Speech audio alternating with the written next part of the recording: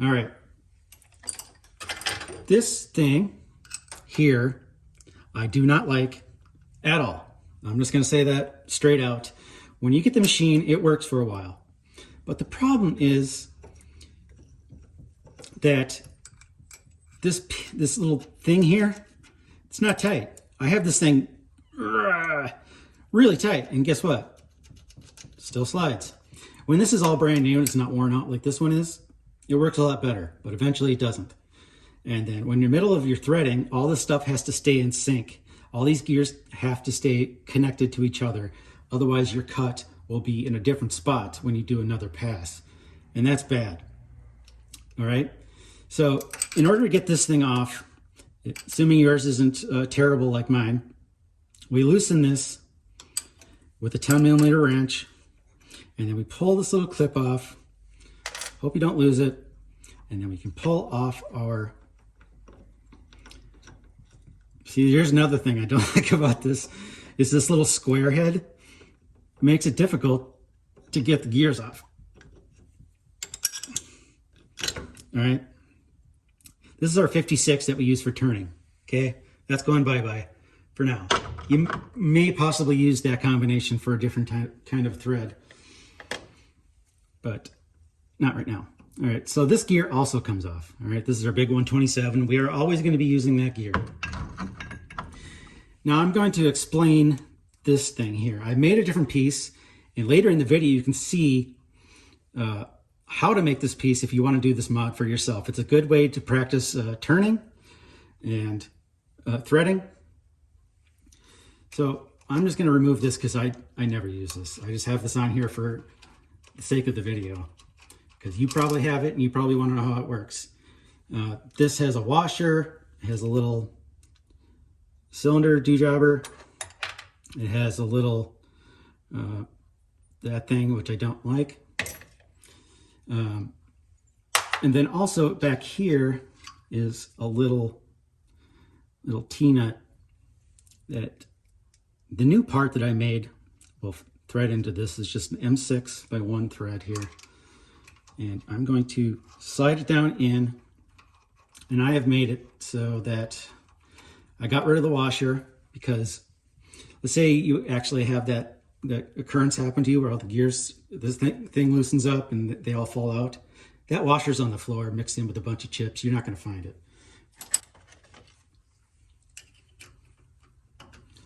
To lower it down onto the B gear, and then just set the height. You don't want this to be so tight together that it's really hard to turn. Okay, and my modification requires a little bit different system than that little clip. I just put a washer on, I put a nut on, and I just put that finger tight for now. Let's grab another washer. All right, and I got a little jam nut. Okay, and what I do for my system is this, it's a little bit tight now because I just made it tight, but I locked these two nuts together using 2 different wrenches. Let's see if I got another 17 floating around. This is 17. And here's my other 17. All right, so I lock these two together like so. You can test it, see if it's rotating nicely, and it is. It's nice and free, okay? I'm going to create a 7mm thing on here for a 7mm socket to go onto. And it's a hex stock because it just makes it so I don't have to get the rotary table out and do it that way. And I have to remove 144 thousandths on all the sides to make this. I'm starting off with some 9/16 hex stock. All right. Squeak. All right, I'm gonna get this close. All right, and I'm gonna just flatten it off, and then I'm gonna go down 1/4 of an inch for the area for the wrench to go onto.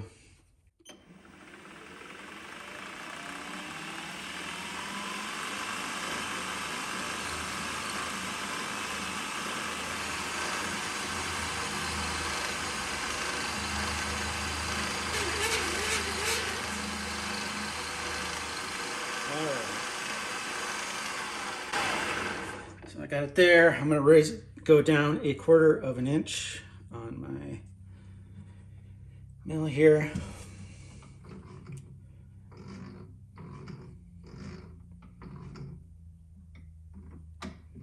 This obviously doesn't have to be extremely accurate. All right, let's tighten that up. I'm going to go in 140. I'm just going to touch it off and then go 144 thousandths.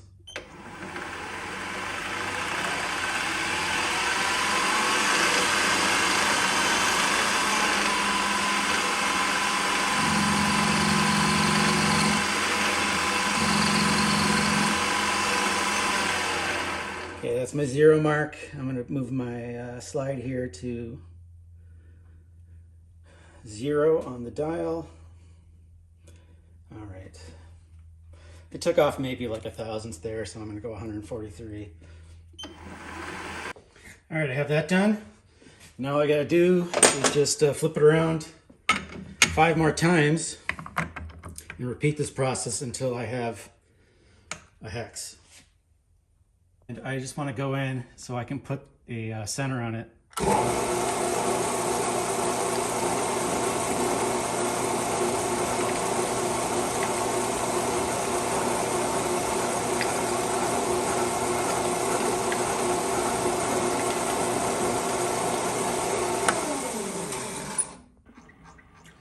All right, I want to find the center of this measured across is 644 thousandths of this 9/16 hex stock. And you can notice that my edge finder and everything else has quite a bit of run out. So I'm going to use it till the light stays on.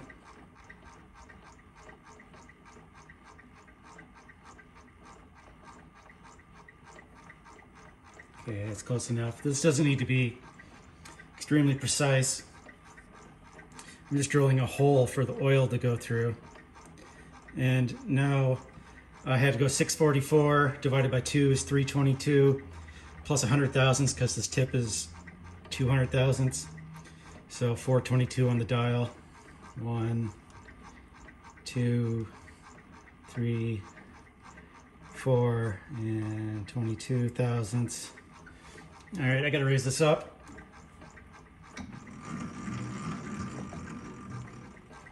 All right, and I'm going to go 919 thousandths in from this point.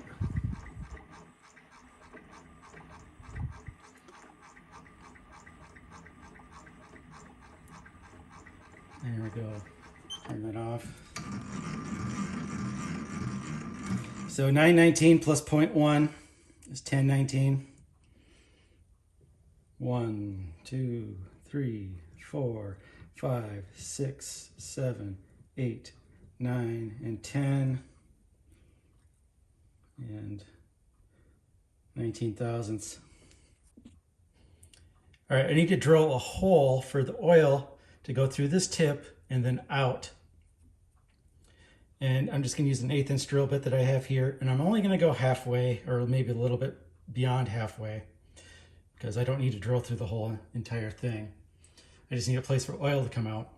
And what I'm going to do is I'm just going to use my gauge on the quill here to do so.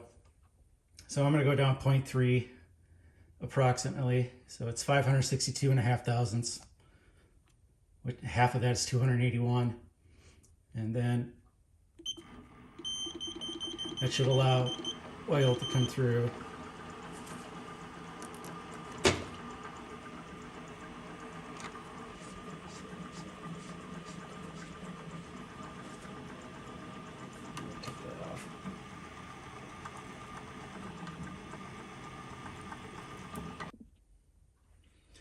All right, now I need to finish this hole to the point where I just drilled that hole.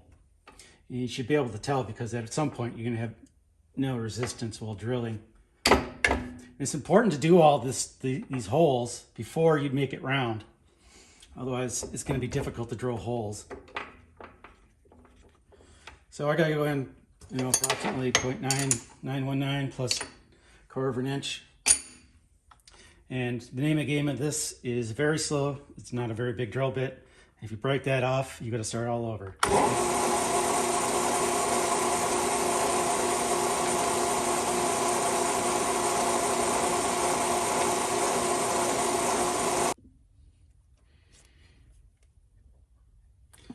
Right here I have the original piece that I'm recreating, plus modifications.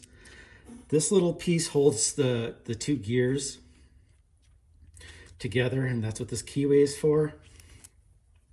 This is 10 millimeters in diameter. And as you can see, that's the oil hole that I drilled. And this has a ball oiler. So you squirt oil through, it comes through and lubricates this right here on the inside. So I'm going to be changing the design a little bit.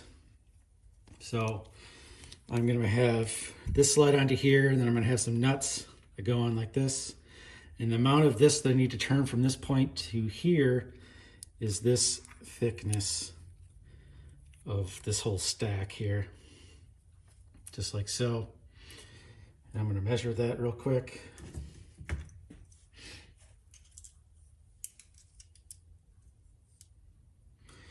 It is 1.221. I'm just gonna see if I can get this on here. All right, so I'm gonna start with there. It's not all the way there. I'm just gonna put a mark here and then turn up to that point, and as I get closer and I have a little ledge to measure off of, I will use that.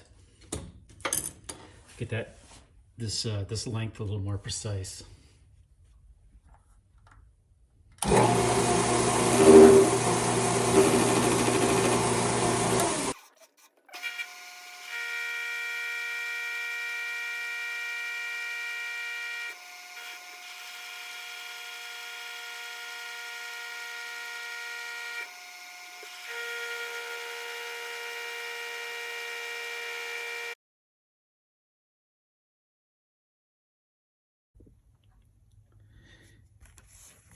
It's really important to know that when you're cutting your threads, that this is our thread once it will be eventually cut. And here's the material. And we're going to be slowly bringing our point in.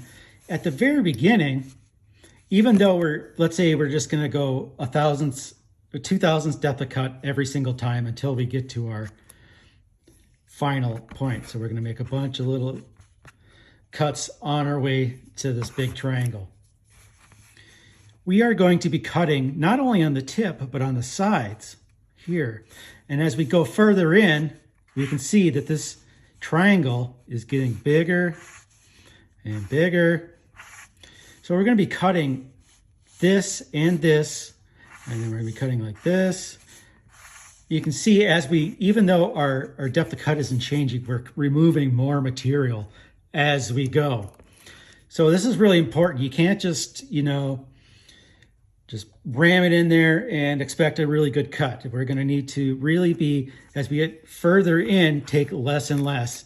And there's also a trick where you can move your compound at a 20, I think it's 29.5, and then only cut on this face. So it's going to be cutting like this. But for now, I'm not going to go over that technique. I'm not doing that deep of threads. I'm only doing 1.5, so it's really important to know this while cutting. Before I get threading, you should know that we have various options for tools. You'll see me use this one later, okay?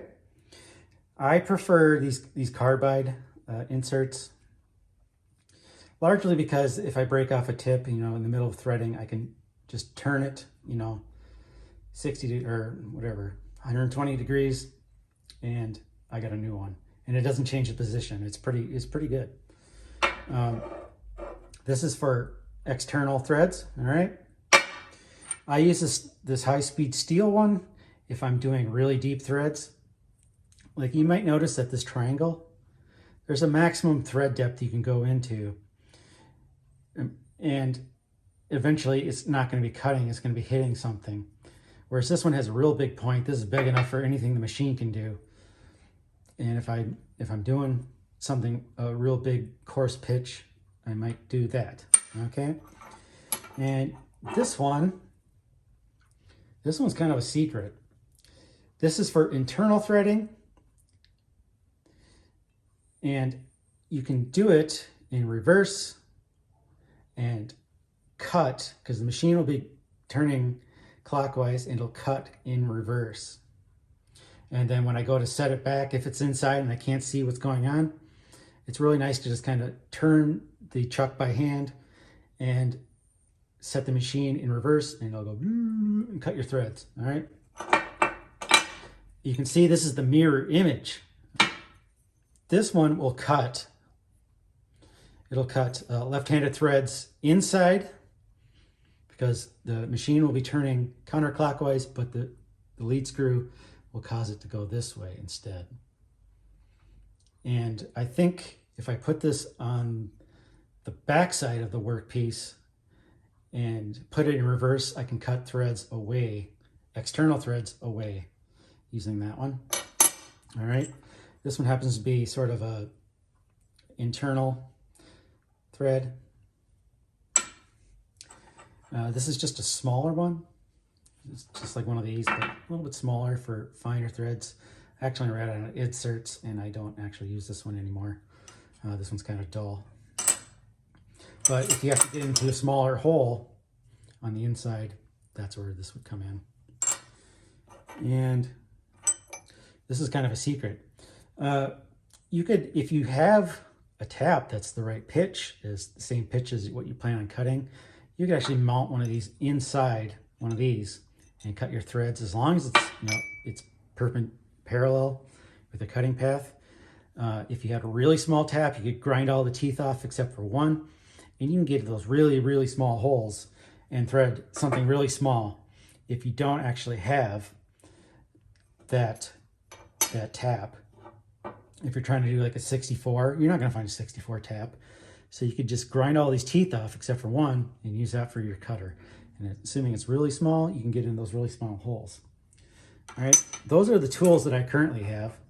There's probably a few more that I could use, but the situation hasn't arisen yet. Before we get into threading, let's talk about what these things do, okay? In threading, this is our half nut. This causes it to move left or right, or carriage to move left and right. When threading, especially when you're doing metric threads, do not touch this lever. The only thing you can do is turn the machine off, okay? Do not touch this lever until you're done threading. In metric threads, for sure. We also have this little wheel, this number wheel. I almost never use that. It doesn't do much for me. I don't do super long thread jobs. So I can just put the machine in reverse for imperial threads. Okay. This just allows me to move in and out. When I say I'm going to zero it out, I'm going to turn this dial and then turn this in so that that's my zero mark. Okay. Remember, do not touch this lever when you are threading, unless you plan on using this wheel. And you can't do that for metric threads, because this is an imperial lead screw. It's an inch lead screw. You can't do metric threads and shut this off. And the only thing you can do is go forwards and backwards. For threading, I would recommend, this is our compound.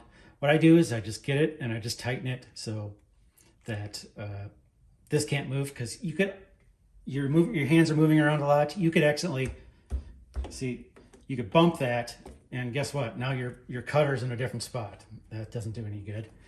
It would have to be exactly your pitch moved for it to be lined up, and that's not going to happen. All right, now that we have the machine set up to cut this 1.5 millimeter pitch, we can do a couple things. We want to make sure that our cutter is perpendicular to our work. What I do, this is just real simple. I just bring it over to the face of the jaws, move it until this is perpendicular. it's at a weird angle. This cutter just seems to, it's not logical that it would be off by like, I need to turn it like 5 degrees so that's perpendicular, but that's just the way it is. And also we need to make sure that it's on center. So this is just a little ruler trick. You can put a little stainless rule. If the cutter's up above, we'll see when we push it in, the ruler is gonna go towards the back. If it's below, it's gonna do that. So let's just see what it is. This is just my dedicated threading tool, so I know it's on. Also, when you get to the end of your thread, do not leave it at the depth of cut, because there's some backlash in the gears that when you reverse it, this cutter is gonna, before it starts turning or moving, this will be turning backwards.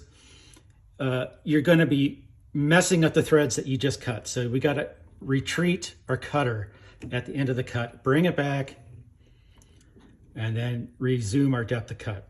Okay, so I'm gonna turn on the machine. Well, before I do that, before the noise starts, I'm going to set a 0. I'm just gonna hold it up to here until I get a little line, and I'm gonna turn my cross thing to 0. All right, and then I'll move it back, put it at, I don't know, at the beginning we're not cutting that much, so initially I'm probably gonna take like a 5/1000 cut, depth of cut. You're also gonna wanna make sure that you can actually get there. So this is pretty important. You can see that I'm about to hit my center here.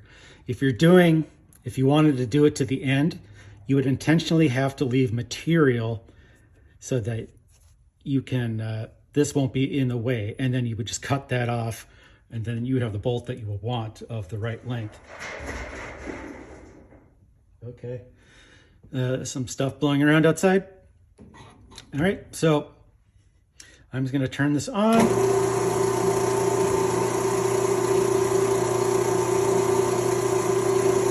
Okay, it's just scratching. I'm gonna set this to 0. All right, I'm gonna bring it back.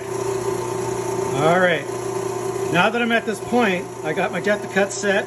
I'm gonna have my left hand on the motor switch to turn it off, and I'm going to bump my lever down, and then I'm gonna put my hand on the retreat lever to cause this to come backwards. Okay, and boom. No, I didn't do that fast enough, but it doesn't matter. All right, that was just a little scratch pass. And I'm going to use just my gauge here, and I got my 1.5, and you can see that's right. That means the machine is set up to the right pitch. I don't have to worry about it being wrong. Okay, now that it's, I retreated a little bit, I just want to go back to, we can see that, that's 0.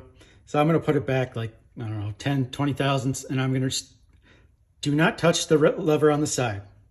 Okay, just put the machine in reverse.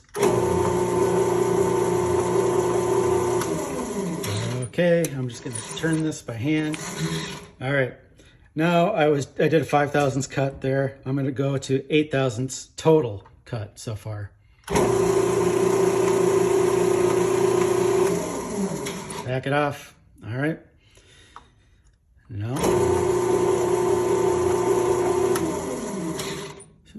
I will. All right. Sometimes as I'm going backwards, I start to get, if you really backed it off like multiple turns, sometimes it can be confusing.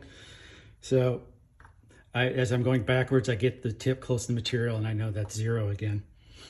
And now forward.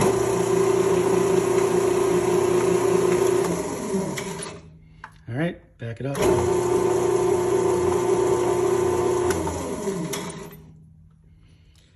And now I'm doing 14 total thousandths. I've started at 0, now I'm at 14.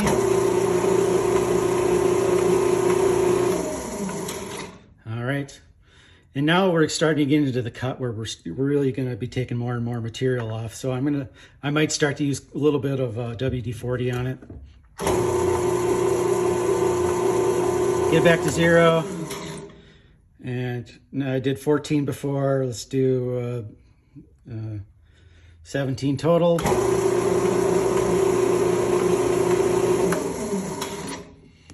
And remember from our calculations, we want to be approximately 51 thousandths. As we get close, we're going to try a nut out and test the fit before we get to 51 thousandths. I'm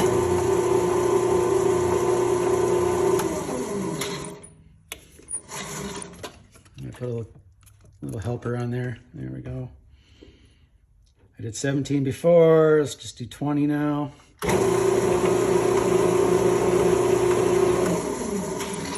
And you can see that's how it goes for a while. I'm going to stop the camera, and as I get closer, I'll resume. All right, I'm extremely close now. And what I'm going to do is just kind of go over a couple passes at the exact same depth of cut as I just did previously, or maybe just a little bit beyond, to really clear it up so the bolt or the nut will go on nicely.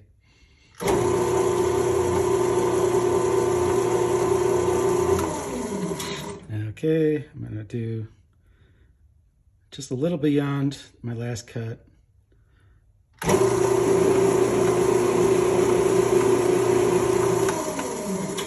All right, let's test it out. Get this guy out of the way.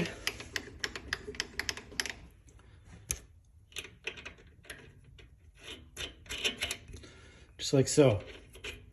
And I'm going to be having,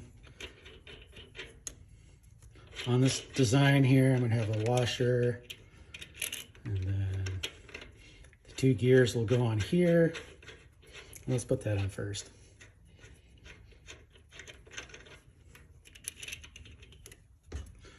Put that on like so.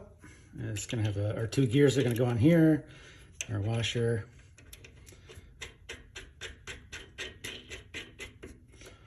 And that, and then I'm going to use a sort of jam nut system. So I'll get it tight, and then I'll back these two nuts into each other to lock these two nuts in position, and then this should be able to spin nice and free. The problem I had before was that the little doodad that goes on there would rotate and then cause whatever's holding it in place to come loose in the middle of threading, and that's a big deal because, as I said, you can't touch that lever.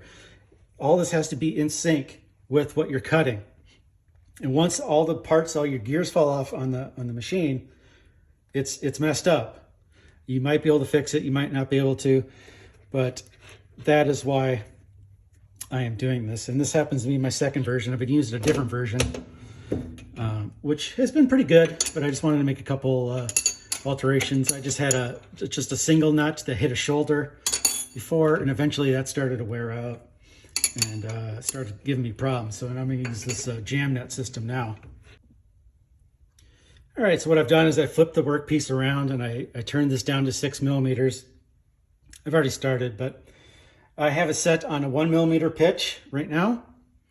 And instead of using the machine to turn the workpiece, I'm machining up to the shoulder here, and when the machine's on, you can't disconnect it, the half nut. And you could risk hitting the shoulder here. So what I'm going to do is I'm just going to turn this by hand. I left the drive belt off from the motor, so I don't have to turn the motor as well as turning the workpiece here. I'm just going to turn it by hand. And you can do this assuming that your arms aren't too weak. And I wouldn't recommend trying to do this over a 10-inch thread, but it works for short threads up to a shoulder. All right. And also, if you, let's say you had something that was really long, you could thread it with the machine up to a certain point and then eventually just take the belt off the machine and finish that last little bit by hand up to the shoulder. And this also works well for, let's say, inside internal threading up to a shoulder when you really can't see it, but you can feel it. All right, and I'm just going to do one more pass for the camera here. I don't remember exactly what a 1 millimeter pitch thread depth is. I think it's around 37 thousandths of an inch or something like that. As I get closer, I'll test out a nut. Camera. You can see that's another way of doing this. And before I go with this whole threading procedure, I just wanted to talk about a couple things.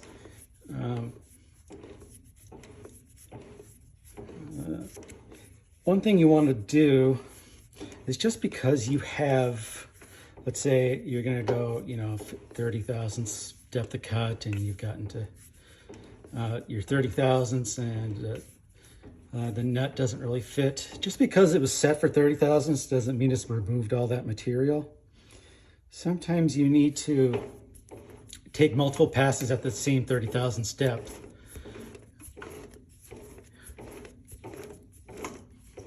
Before all that material is removed, and that nut's going to fit nicely, especially on aluminum. Aluminum just kind of just gums up a bit. And then your workpiece isn't the most rigid thing on the planet. So if you're making a really heavy cut, the workpiece might just move out of the way instead of being cut. And until you start taking those really little itty bitty cuts, it won't move out of the way. And you won't see the results that you want until you start making those little tiny cuts, multiple passes at the same depth. And I think that's about it. You can use my method for, let's say, threading really odd size, like that doesn't even fit. You could, let's say, like you're doing like a, I don't know, you want to have a 1" 64. Let's say it's not even 1 inch. Let's say you want a 1.02 by 64. You can do this just using the math, as long as you're making both pieces. You can really customize your threads to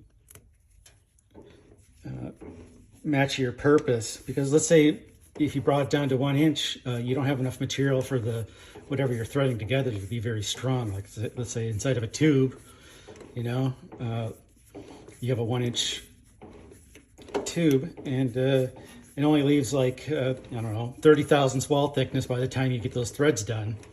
You could decrease that a little bit and make like a 9.5 or 0.95 by 64. And that'll give you some few extra thousandths just by customizing the thread type. You don't have to stick to, 1 inch OD. You can change the ODs. It's just using the math. And I think that's it. I've talked too long. So I'm just going to keep at this. Another thing I wanted to talk about is you can obviously thread with dies, but dies really, if you have a lathe, I wouldn't use the die for much. I do. I have a whole bunch, but they don't really go on to the shaft that you're to be threaded very straight. Even if you have the best setup, it doesn't always seem to work, and then they're gradually tapered. So let's say I wanted to thread this, I might get full threads for a little bit, and as soon as I get up to the shoulder, there's nothing I could do about it because I can't push the die into that shoulder and cut any more threads. Whereas with this method, I can get a little bit closer to the shoulder with full threads all the way there. That's one reason I don't particularly like dies. All right, so the piece is all done. I'm just gonna heat it up with the torch and then stick it in some oil.